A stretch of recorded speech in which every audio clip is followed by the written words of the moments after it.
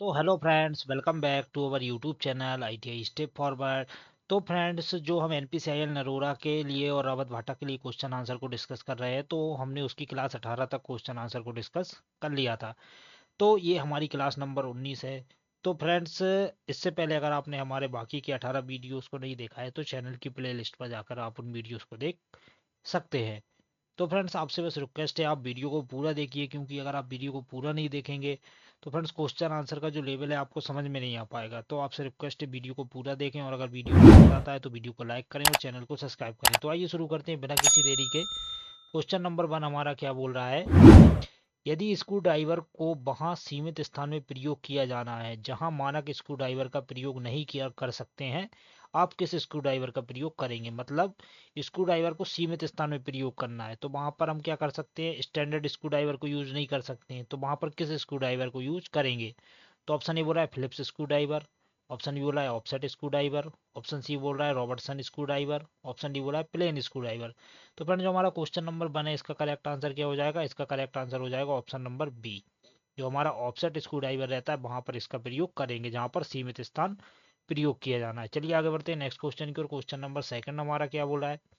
Second number question बोल रहा है, एकल पॉइंट टूल से, मतलब सिंगल पॉइंट टूल से लेथ मशीन पर मल्टी स्टार थ्रेड काटा जाना है। थ्रेड के हेलिक्स कोण के बारे में विचार करने के लिए टूल के किस कोण को लगाया जाएगा।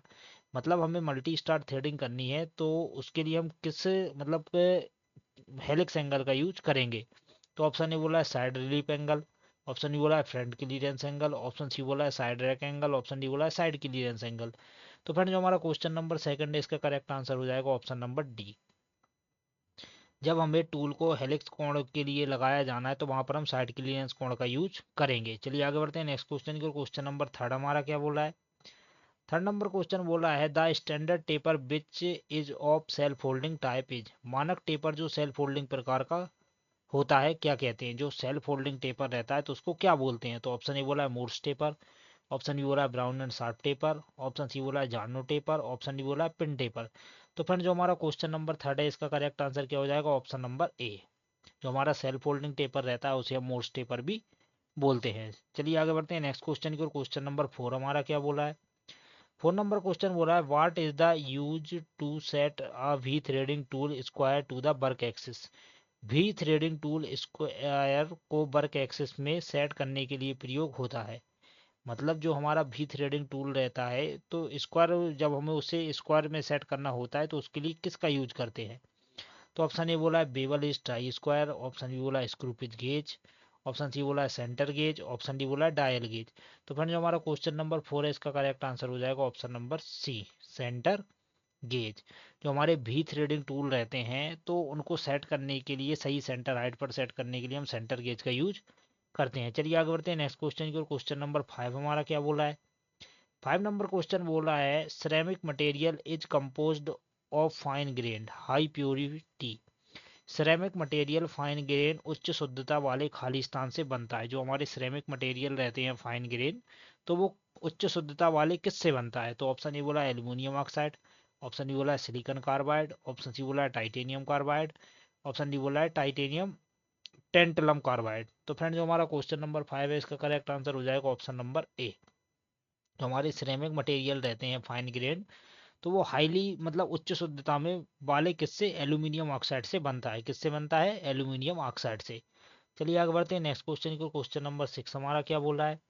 ये 6 नंबर क्वेश्चन आपको दिख रहा होगा। बोल रहा है, what is an angle A so in the figure. ये जो ए से ये जो एंगल दिखाया गया है हमें टूल का, तो इस एंगल को क्या बोलते हैं। तो ऑप्शन ए बोला है side clearance angle, option B बोला है back clearance angle, option C बोला है end cutting edge angle, option D बोला है फ्रंट क्लीयरेंस एंगल। तो क्वेश्चन 6 का करेक्ट आंसर क्या हो जाएगा, ऑप्शन नंबर बी। ये हमारे किसको दर्शा रहा है, ये हमारे बैक क्लीयरेंस एंगल को दर्शा रहा है, तो इसका करेक्ट आंसर हो जाएगा ऑप्शन नंबर बी। चलिए आगे बढ़ते हैं नेक्स्ट क्वेश्चन की ओर। क्वेश्चन नंबर 7 क्या बोला है। 7 नंबर क्वेश्चन बोला है, what is not true about negative rack angle of cutting tool. Cutting tool के नेगेटिव रैक एंगल के बारे में क्या सत्य नहीं है। मतलब जो कटिंग टूल में नेगेटिव रैक एंगल दिया जाता है तो उसके बारे में क्या सही नहीं है। तो ऑप्शन ए बोल रहा है, it makes the tool sharp and pointed. यह टूल को तीक्ष्ण और नुकीला बनाता है। ऑप्शन बी बोला है, यह कटिंग टूल की मजबूती बढ़ाता है। ऑप्शन सी बोला है घर्षण को बढ़ाता है जिसके परिणाम स्वरूप तापमान उच्च हो जाता है। ऑप्शन डी बोला है सतह की चिकनाई को बढ़ाता है। तो फ्रेंड्स निगेटिव रेक्टेंगल के बारे में कौन सा कथन सही नहीं है, तो क्वेश्चन 7 का करेक्ट आंसर हो जाएगा option number A. It makes the tool sharp and pointed, मतलब यह टूल को तीक्ष्ण और नुकीला बनाता है, ये हमारे नेगेटिव रेक्टेंगल के लिए सही नहीं है। तो इसका करेक्ट आंसर हो जाएगा ऑप्शन नंबर ए। चलिए आगे बढ़ते हैं नेक्स्ट क्वेश्चन की और क्वेश्चन नंबर 8 हमारा क्या बोल रहा है। 8 नंबर क्वेश्चन बोल रहा है toughness of a cutting tool means ability to withstand fill in the blank without failure. Cutting tool की सख्तता का अर्थ बिना असफल हुए खाली स्थान को सहने की योग्यता है। तो ऑप्शन ए बोला है उच्च तापमान, ऑप्शन बी बोला है घिसाई, ऑप्शन सी बोला है इम्पैक्ट फोर्स, ऑप्शन डी बोला है रासायनिक प्रतिक्रिया। तो क्वेश्चन 8 का करेक्ट आंसर क्या हो जाएगा फ्रेंड्स हमारा ऑप्शन नंबर सी, आघात बल। जो हमारे कटिंग टूल की मतलब हार्डनेस रहती है या टफनेस रहती है, तो उसको बिना असफल हुए मतलब बिना टूटे हुए जो मतलब लोड सहन करने की क्षमता रहती है उसको क्या बोलते हैं, आघात बल मतलब इम्पैक्ट फोर्स उसको बोला जाता है। चलिए आगे बढ़ते हैं नेक्स्ट क्वेश्चन की और क्वेश्चन नंबर 9 हमारा क्या बोल रहा है। 9 नंबर क्वेश्चन बोल रहा है हमारा in twist drill as shown in figure below part A is called. Twist drill में जैसा नीचे आरेख में दिखाया गया है पार्ट ए को क्या कहते हैं। तो ये जो हमारा ट्विस्ट ड्रिल में ये जो ए पार्ट दिखाया गया है तो इसको क्या बोलते हैं। तो ऑप्शन ए बोला है सैंक, ऑप्शन बी बोला है टैंग, ऑप्शन सी बोला है फ्लैंक, ऑप्शन डी बोला है नेक। तो फ्रेंड्स ये हमारे किसको दर्शा रहा है, क्वेश्चन नंबर 9 में ये जो ए हमें दिखाया गया है ये हमारे किसको दर्शा रहा है, ये हमारे टैंक को दर्शा रहा है। तो इसका करेक्ट आंसर हो जाएगा ऑप्शन नंबर बी। चलिए आगे बढ़ते हैं नेक्स्ट क्वेश्चन की और क्वेश्चन नंबर 10 हमारा क्या बोला है। 10 नंबर क्वेश्चन बोला है which part of lathe supports the cutting tool and moves it into cut workpiece. Lathe का कौन सा पार्ट कटिंग टूल को सहारा देता है और वर्कपीस को काटने के लिए इसे घुमाता है। तो ऑप्शन ए बोला है सैडल सैडल, ऑप्शन ई बोला है कैरेज, ऑप्शन सी बोला है हेड स्टॉक, ऑप्शन डी बोला है टेल स्टॉक। तो फ्रेंड जो हमारा क्वेश्चन नंबर 10 है इसका करेक्ट आंसर हो जाएगा ऑप्शन नंबर बी। जो हमारा कैरेज रहता है वो हमारे कटिंग टूल को सहारा भी देता है और वर्कपीस को काटने के लिए क्या करता है, इसे आगे पीछे घुमाता भी है या स्लाइड करवाता है। तो इसका करेक्ट आंसर हो जाएगा ऑप्शन नंबर बी। चलिए आगे बढ़ते हैं नेक्स्ट क्वेश्चन की और 11 नंबर क्वेश्चन क्या बोल रहा है। 11 नंबर क्वेश्चन बोल रहा है the centre held in tailstock is called. Tailstock में होने वाले सेंटर को खाली स्थान कहते हैं। जो टेलस्टॉक में हमारे सेंटर फिट होते हैं तो उन्हें क्या बोलते हैं। तो ऑप्शन ए बोला है डेड सेंटर, ऑप्शन ई बोला है लाइफ सेंटर, ऑप्शन सी बोला है रिवॉल्विंग सेंटर, ऑप्शन डी बोला है स्टडी सेंटर। तो फ्रेंड जो हमारे टेलस्टॉक स्पिंडल में जो सेंटर फिट होते हैं उन्हें हम डेड सेंटर बोलते हैं, मतलब ये घूमते नहीं है इसलिए इसको क्या बोलते हैं, डेड सेंटर। यही अगर पूछ लेता कि हेड स्टॉक स्पिंडल में जो सेंटर फिट होते हैं उन्हें क्या बोलते हैं, तो उन्हें बोलते हैं हम लाइफ सेंटर। तो अभी क्या पूछा है हमसे, टेल स्टॉक के बारे में। तो इसका करेक्ट आंसर हो जाएगा option number A, dead centre. तो क्वेश्चन 11 का करेक्ट आंसर हो जाएगा ऑप्शन नंबर ए। चलिए आगे बढ़ते हैं नेक्स्ट क्वेश्चन की और क्वेश्चन नंबर 12 हमारा क्या बोल रहा है। 12 नंबर क्वेश्चन बोला है if drilling is to be done on a lathe drill is held in. यदि लेथ मशीन पर ड्रिल किया जाता है, मतलब लेथ मशीन पर जब हमें ड्रिल करना होता है तो ड्रिल को खाली स्थान में पकड़ते हैं। ड्रिल को कहाँ पकड़ते हैं, तो ऑप्शन ए बोला है हेड स्टॉक, ऑप्शन बी बोला है टेल स्टॉक, ऑप्शन सी बोला है कंपाउंड रेस्ट, ऑप्शन डी बोला है बेड। तो फिर जो क्वेश्चन 12 है इसका करेक्ट आंसर हो जाएगा ऑप्शन नंबर बी। जो हम जब हम लेथ पर ड्रिलिंग वगैरह करते हैं तो जो हमारा ड्रिल रहता है उसको किस पर पकड़ते हैं, हम टेल स्टॉक पर पकड़ते हैं। तो 12 का करेक्ट आंसर हो जाएगा ऑप्शन नंबर बी। चलिए आगे बढ़ते हैं नेक्स्ट क्वेश्चन की और 13 नंबर क्वेश्चन क्या बोला है। 13 नंबर क्वेश्चन बोल रहा है while working on a lathe what is a mandrel used for. Lathe पर कार्य करते समय मैंडल का प्रयोग किस लिए किया जाता है। तो जो मैंडल रहती है फ्रेंड्स, जब हम लेथ पर कोई भी कार्य क्रिया करते हैं तो मैंडल का उपयोग क्यों किया जाता है। तो ऑप्शन ए बोला है बाहरी मशीनी पार्ट को पकड़े रखना, ऑप्शन बी बोला है आंतरिक मशीनी पार्ट को पकड़े रखना, ऑप्शन सी बोला है बाहरी और आंतरिक मशीनी पार्ट के दोनों को पकड़े रखना, ऑप्शन डी बोला है ना तो बाहरी ना आंतरिक मशीनी पार्ट को पकड़े रखना।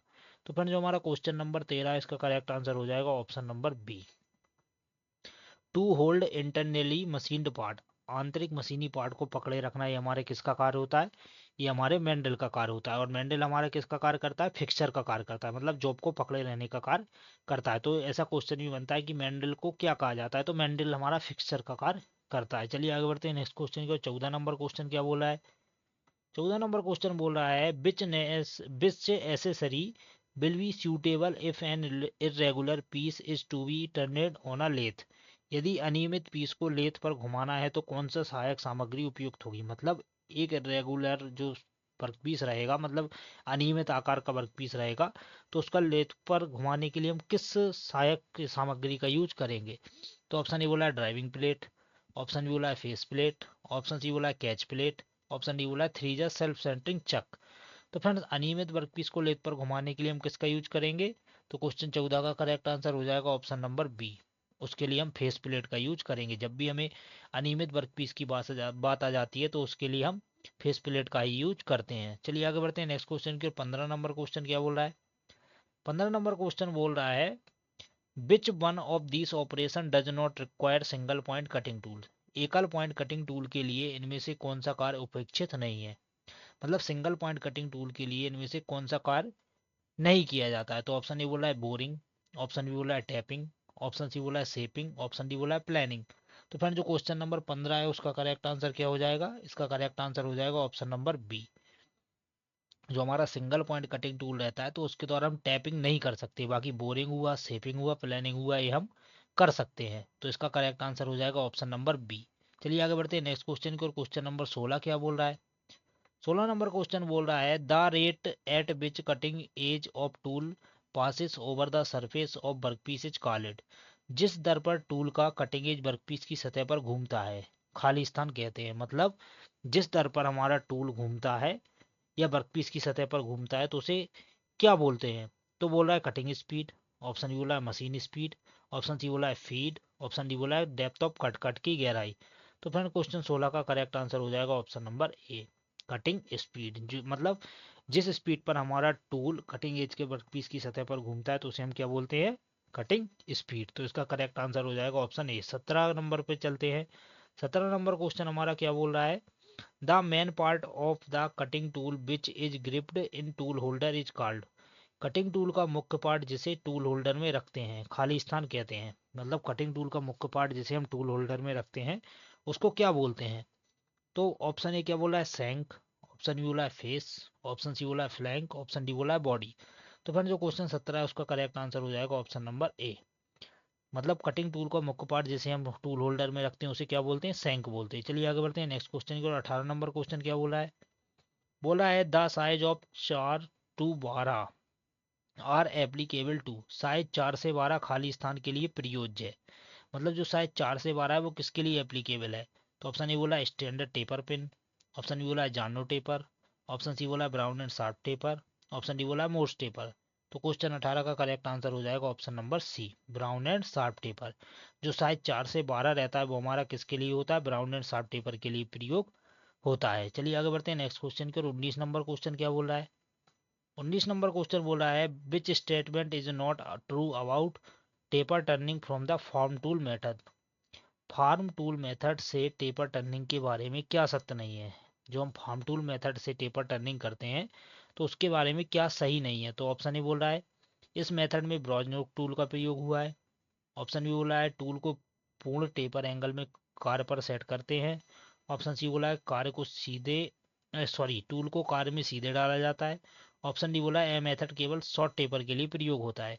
तो फ्रेंड्स 19 का करेक्ट आंसर हो जाएगा ऑप्शन नंबर बी, टूल को पूर्ण टेपर एंगल में कार्य पर सेट करते हैं। तो ये हमारे किसके form tool method taper turning के बारे में सत्य नहीं है। तो इसका करेक्ट आंसर हो जाएगा ऑप्शन बी। चलिए आगे बढ़ते हैं नेक्स्ट क्वेश्चन की और। 20 नंबर क्वेश्चन क्या बोल रहा है? 20 नंबर क्वेश्चन बोल रहा है which statement is not true about taper turning by tailstock offset method. Tailstock offset method द्वारा टेपर टर्निंग के बारे में क्या सत्य नहीं है? तो ऑप्शन ए बोला है लंबे जॉब को टेपर किया जा सकता है, ऑप्शन बी क्या बोल रहा है ऑटोमेटिक फीड से अच्छा सतह फिनिश प्राप्त किया जा सकता है, ऑप्शन सी क्या बोला है पायरी टेपर काटा जा सकता है, ऑप्शन डी बोल रहा है स्टीप टेपर कट किया जा सकता है। तो 20 का करेक्ट आंसर क्या हो जाएगा? Option D. जो हमारा टेलस्टॉक ऑप्शन मेथड विधि रहती है तो उसके द्वारा हम स्टीप टेपर को कट नहीं कर सकते। तो 20 का करेक्ट आंसर हो जाएगा ऑप्शन डी। चलिए आगे बढ़ते हैं नेक्स्ट क्वेश्चन की और। 21 क्या बोल रहा है? 21 नंबर क्वेश्चन बोल रहा है जैसा नीचे दिखाया गया है नलिंग ऑपरेशन दो वर्कपीस पर किया गया है। ये दो वर्कपीस हैं, इन पर नलिंग ऑपरेशन किया गया है, तो इसका आंसर क्या होगा? तो ऑप्शन ए बोला है सही इंप्रेशन, ऑप्शन बी बोला है गलत इंप्रेशन, दूसरा क्या बोला है गलत इंप्रेशन सही इंप्रेशन, ऑप्शन सी बोल रहा है सही इंप्रेशन सही इंप्रेशन, ऑप्शन डी बोला है गलत इंप्रेशन गलत इंप्रेशन। तो फ्रेंड्स क्वेश्चन 21 का करेक्ट आंसर हो जाएगा ऑप्शन नंबर ए। जो ए नंबर का दर्शा रहा है वो हमारा सही इंप्रेशन को दर्शा रहा है और बी नंबर का दर्शा रहा है गलत इंप्रेशन को दर्शा रहा है। ए बी नंबर पर आप देख सकते हैं ये थोड़ा गलत इंप्रेशन से दिख रहा है। चलिए आगे बढ़ते हैं नेक्स्ट क्वेश्चन की ओर। 22 नंबर क्वेश्चन क्या बोल रहा है? 22 नंबर क्वेश्चन बोल रहा है थ्रेड कटिंग के लिए नीचे 3 गियरों की व्यवस्था दिखाई गई है। ए है मतलब थ्रेड कटिंग के लिए ये 3 गियर की व्यवस्था दिखाई गई है, तो इनको क्या बोलते हैं? तो ऑप्शन ए बोला है simple gear train, option B बोला है complex gear train, option C बोला है compound gear train, option D बोला है लॉन्ग गियर ट्रेन। तो फ्रेंड्स क्वेश्चन 22 का करेक्ट आंसर हो जाएगा ऑप्शन नंबर ए। ये रहता है हमारा सिंपल गियर ट्रेन को दर्शा रहा है, तो 22 का करेक्ट आंसर हो जाएगा ऑप्शन ए। चलिए आगे बढ़ते हैं नेक्स्ट क्वेश्चन को। 23 नंबर क्वेश्चन क्या बोल रहा है? 23 नंबर बोल रहा है निम्न में कौन मानक प्रोसेस चार्ट सिंबल नहीं है? मतलब इनमें से कौन सा हमारा मतलब which of this is not among the standard process chart symbol? तो ऑप्शन ए बोला है ऑपरेशन, ऑप्शन बी बोला है इंस्पेक्शन, ऑप्शन सी बोला है स्टोरेज, ऑप्शन डी बोला है प्रचालक। तो 23 का करेक्ट आंसर हो जाएगा ऑप्शन नंबर डी, प्रचालक। तो फ्रेंड्स जो हमारे प्रोसेस चार्ट रहते हैं तो उनमें हमारा ऑपरेशन भी रहता है, इंस्पेक्शन भी रहता है, स्टोरेज भी रहता है, लेकिन उसमें ऑपरेटर प्रचालक ये हमारा प्रोसेस चार्ट का सिंबल नहीं रहता है। मतलब जो ऑपरेटर प्रचालक रहता है उसका कोई भी प्रोसेस चार्ट का सिंबल नहीं रहता है, तो इसका करेक्ट आंसर हो जाएगा ऑप्शन डी। चलिए आगे बढ़ते हैं नेक्स्ट क्वेश्चन की। 24 क्या बोल रहा है? 24 नंबर बोल रहा है the sign given below indicates. नीचे दिया गया साइन खाली स्थान को इंगित करता है। जो साइन दिखा रहा है हमें ये आप देख सकते हैं, ये किसको इंगित करता है? तो ऑप्शन ए बोल रहा है रिस्क ऑफ फॉल, गिरने का खतरा, ऑप्शन बी बोला है विषैले पदार्थों का खतरा, ऑप्शन सी बोला है विद्युत आघात का खतरा, ऑप्शन डी बोल रहा है विस्फोट का खतरा। तो फ्रेंड क्वेश्चन 24 का करेक्ट आंसर हो जाएगा option number C, risk of electric shock. ये किसको दर्शा रहा है? रिस्क ऑफ इलेक्ट्रिक शॉक के डायग्राम को दर्शा रहा है। चलिए आगे बढ़ते हैं नेक्स्ट क्वेश्चन की ओर। 25 नंबर क्या क्वेश्चन क्या बोल रहा है? 25 नंबर बोल रहा है why is the top of work bench made of wood. क्यों वर्क बेंच का ऊपरी सिरा लकड़ी का बना होता है? जो हमारी वर्क बेंच रहती है तो उसका ऊपरी सिरा लकड़ी का क्यों बना होता है? तो ऑप्शन ए बोल रहा है यह आघात को अवशोषित कर सकता है, ऑप्शन बी बोला है यह फिनिश्ड घटक को क्षतिग्रस्त नहीं करता है, ऑप्शन सी बोला है उपरोक्त दोनों, ऑप्शन डी बोला है इनमें से कोई नहीं। तो 25 का करेक्ट आंसर हो जाएगा ऑप्शन नंबर सी, उपरोक्त दोनों। जो हमारी वर्क बेंच रहती है तो उसका ऊपरी शीर्ष लकड़ी का इसलिए बनाया जाता है क्योंकि ये आघात को भी सहन अवशोषित कर सकता है, यह फिनिश्ड घटक को क्षतिग्रस्त नहीं करता है, मतलब जो फिनिश्ड पार्ट रहते हैं हमारे उसको भी क्षतिग्रस्त नहीं करता है। तो इसका करेक्ट आंसर हो जाएगा ऑप्शन नंबर सी, उपयुक्त तो दोनों। तो फ्रेंड्स ये थे हमारी वीडियो के 25 क्वेश्चन। अगर वीडियो पसंद आए हो तो वीडियो को लाइक करें और चैनल को सब्सक्राइब करें। तो फिर मिलते हैं इसके नेक्स्ट पार्ट में, तब तक के लिए जय हिंद।